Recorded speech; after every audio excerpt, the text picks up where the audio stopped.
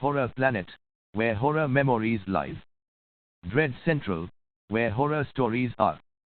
Book 5. The old library was a place of wonder and excitement for Emily. She loved the smell of the old books, the creaking of the shelves, and the hushed whispers of other patrons.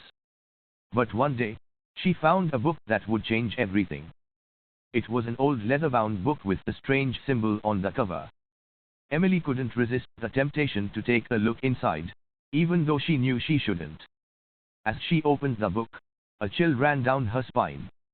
The pages were blank, except for a single sentence scrawled in dark ink, "Write your own story."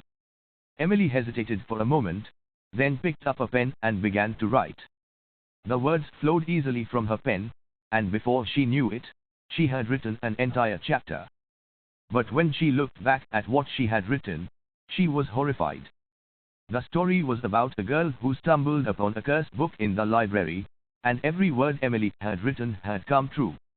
Emily tried to erase what she had written, but the ink was too dark and wouldn't come off the page. She tried tearing out the pages, but they wouldn't budge. She was trapped in the story she had written. As she continued to write, the world around her began to change. The library disappeared, and Emily found herself standing in the middle of a dark forest. The trees were twisted and gnarled, and the moon was the only source of light. She could hear strange noises coming from all around her, and she knew she wasn't alone. Emily tried to run, but the forest seemed to go on forever. She stumbled through the darkness, tripping over roots and branches. And every time she fell, she could feel something grabbing at her ankles, trying to pull her down. Finally, Emily collapsed on the ground, exhausted and terrified.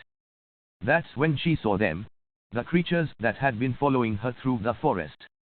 They were humanoid in shape, but their skin was black and leathery, and their eyes glowed red in the darkness.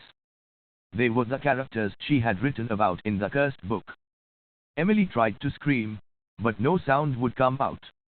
The creatures approached her, and she could feel their hot breath on her face. She closed her eyes, waiting for the end to come.